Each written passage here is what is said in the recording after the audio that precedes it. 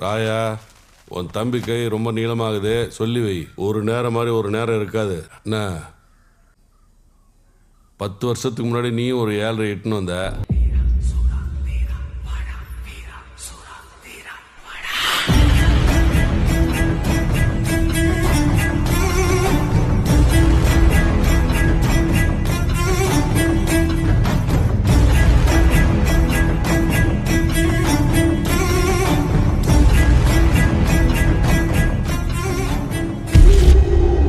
இல்லைண்ணா, இனிமேல் இப்படி நடக்காத பார்த்துக்கிறேண்ணா.